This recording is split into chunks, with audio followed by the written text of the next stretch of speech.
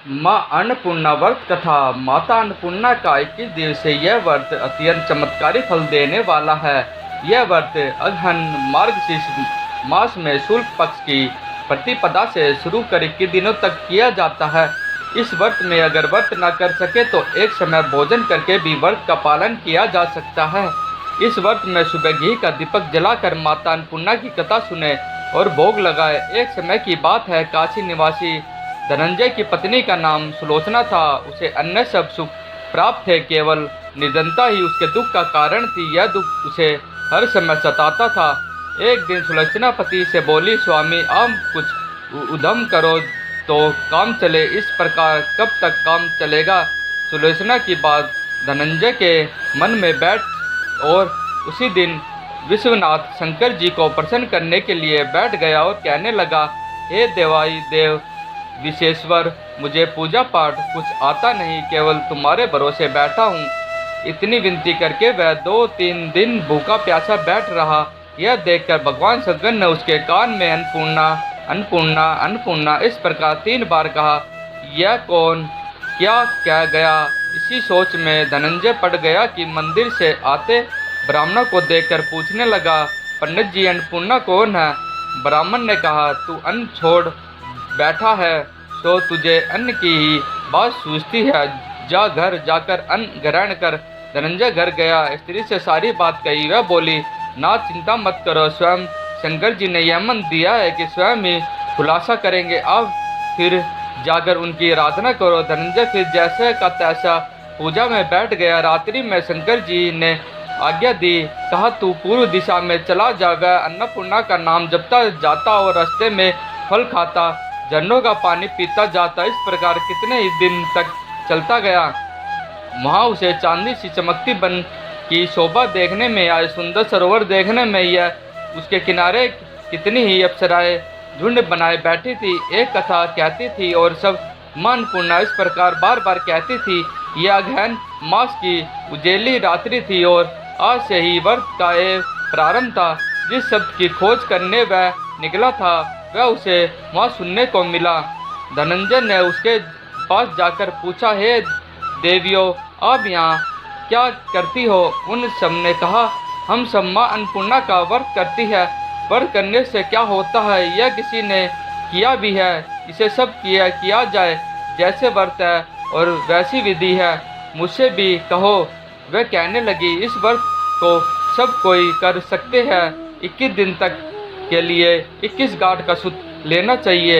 21 दिन यदि न बने तो एक दिन उपवास करे, यह भी ना बने तो केवल कथा सुनकर प्रसाद ले, निराहार रहकर कथा कहे। कथा सुनने वाला कोई ना मिले तो पीपल के पत्तों को रख, सुपारी या घृत कुमारी गुवार पाठ वृक्ष को सामने कर, दीपक को साक्षी कर, सूर्य गाय तुलसी या महादेव को बिना कथा सुनाए मुख में दाना न डाले। यदि भूल से कुछ पड़ जाए तो एक दिवस फिर उपवास करे। व्रत के दिन क्रोध न करे और झूठ न बोले। धनंजय बोला, इस व्रत के करने से क्या होगा।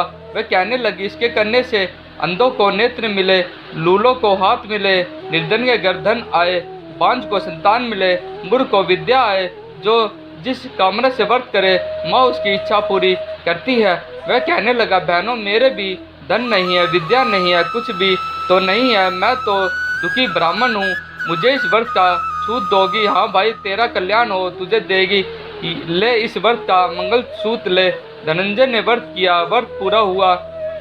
सभी सरोवर में 21 खंड की सुवर्ण सीढ़ी हीरा मोती जड़ी हुई प्रकट हुई। धनंजय जय अन्नपूर्णा अन्नपूर्णा कहता जाता था। इस प्रकार कितनी ही सीढ़ियाँ उतर गया तो क्या देखता है कि करोड़ों सूर्य से प्रकाशमान अन्नपूर्णा का मंदिर है। उसके सामने सुवर्ण सिंहासन पर माता अन्नपूर्णा विराजमान है। सामने भिक्षा हेतु शंकर भगवान खड़े हैं। देवांगन चंगवरी डुलाती है, कितनी ही हथियार बांधे पहरा देते हैं। धनंजय दौड़कर जगदम्बा के चरणों में गिर गया। देवी उसके मन का कलेश जान गई। धनंजय कहने लगा, माता आप तो अंतर्यामी हो, आपको अपनी दशा क्या बताऊं। माता बोली, मेरा व्रत किया है, जा संसार तेरा सत्कार करेगा। माता ने धनंजय की जीवा पर बीज मंत्र लिख दिया। अब तो उसके रोम रोम में विद्या प्रकट हुई। इतने में क्या देखता है कि वह काशी विश्वनाथ के मंदिर में खड़ा है। माँ का वरदान ले धनंजय घर आया। सुलोचना से सब बात कही। माता जी की कृपा से उसके घर में संपत्ति उमड़ने लगी। छोटा सा घर बहुत बड़ा गिना जाने लगा। जैसे शहद के छत्ते में मक्खियाँ जमा होती है, उसी प्रकार अनेक सगे संबंधी आकर उसकी बड़ाई करने लगे। कहने लगे, इतना धन और इतना बड़ा घर, सुंदर संतान नहीं है तो इस कमाई का कौन भोग करेगा। सुलक्षणा ने संतान नहीं है इसलिए तुम दूसरा विवाह करो। अनिच्छा होते हुए भी धनंजय को दूसरा विवाह करना पड़ा और सती सुलोचना को शोध का दुख उठाना पड़ा। इस प्रकार दिन बीतते गए। फिर अगन मास आया।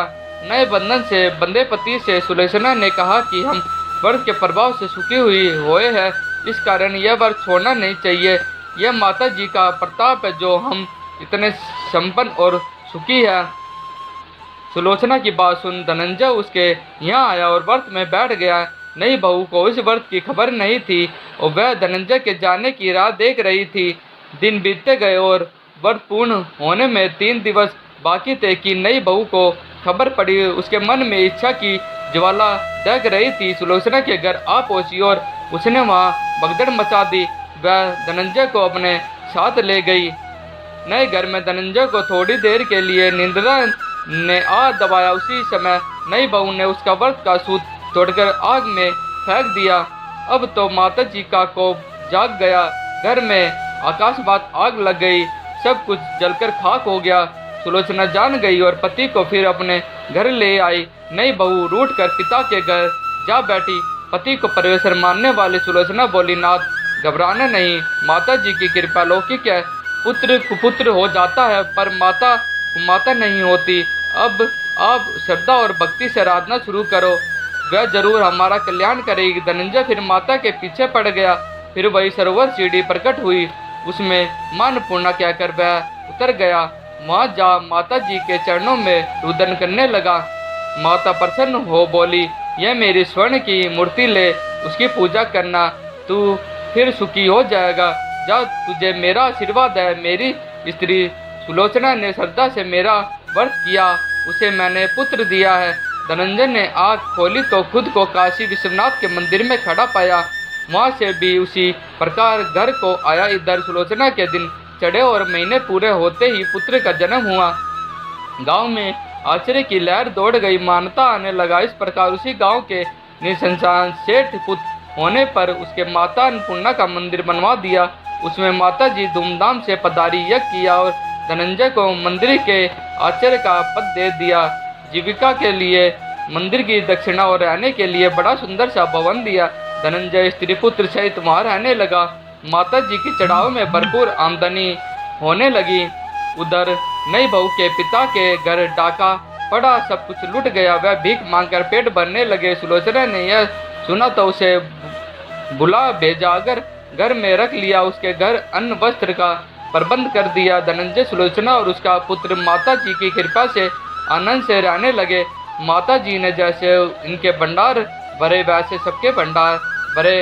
अन्नपूर्णा जयंती का पर्व मां अन्नपूर्णा की देवी मानी जाती है, जो धन धान्य की देवी है। अन्नपूर्णा देवी की पूजा करने से सभी भी किसी चीज़ की कमी नहीं होती है तथा अन्न के भंडार भरे रहते हैं। मां अन्नपूर्णा जयंती का पर्व मार्गशीर्ष शुक्ल पक्ष की पूर्णिमा के दिन मनाया जाता है। इस दिन मां अन्नपूर्णा की पूजा की जाती है। मां अन्नपूर्णा की पूजा करने से घर में कभी धन और धान्य की कमी नहीं होती है। अन्नपूर्णा जयंती के दिन अन्न का दान करने से भी विशेष लाभ मिलता है। अन्नपूर्णा व्रत पूजा विधि। पूजा सामग्री: माता अन्नपूर्णा की मूर्ति, रेशम का डोरा, रोली, चंदन, धूप, दूर्वा, अक्षत, दान के पौधे। 17वें दिन के लिए 70 प्रकार के पकवान। 70 दिन के लिए 70 पात्र, दीप, घी, लाल वस्त्र, जल पात्र, नैवेद्य, लाल पुष्प माला। इस व्रत को सब कोई कर सकते हैं। 21 दिन तक के लिए 21 गांठ का सूत लेना चाहिए। 21 दिन यदि ना बने तो एक दिन उपवास करे। यह भी ना बने तो केवल कथा सुनकर प्रसाद ले। निराहार रहकर कथा कहे। कथा सुनने वाला कोई न मिले तो पीपल के पत्तों को रख, सुपारी या घृत, कुमारी, कुवार पाठ, वृक्ष और सामने घर, दीपक को साक्षी कर सूर्य, गाय, तुलसी या महादेव को बिना कथा सुनाए मुख में दाना न डाले। यदि भूल से कुछ पड़ जाए तो एक दिवस फिर उपवास करे, व्रत के दिन क्रोध न करे और झूठ न बोले। अन्नपूर्णा जयंती के दिन सूर्योदय से पूर्व उठकर नित्य कर्म से निवृत्त होकर स्नान इत्यादि कर साफ वस्त्र धारण करे, सूर्य को जल अर्पण कर व्रत को पूजा का संकल्प ले। अन्नपूर्णा माता के पूजा स्थल को साफ कर गंगा जल का छिड़काव कर ले। अन्नपूर्णा जयंती के दिन स्नान से पूर्व रसोई घर की अच्छी से सफाई कर ले और गंगा जल व गुलाब जल का छिड़काव करे। अब जिस चूल्हे पर आपको भोजन बनाना है उस पर हल्दी, कुमकुम, चावल, पुष्प, धूप और दीपक से पूजन करें। इसके बाद मां अन्नपूर्णा की प्रतिमा या तस्वीर को किसी चौकी पर स्थापित कर एक सूत का धागा लेकर उसमें 17 गांठें लगा ले और उस धागे पर चंदन और कुमकुम लगाकर मां अन्नपूर्णा की तस्वीर के समक्ष रख दे। इसके बाद 10 दूर्वा और 10 साक्षात अर्पित करें।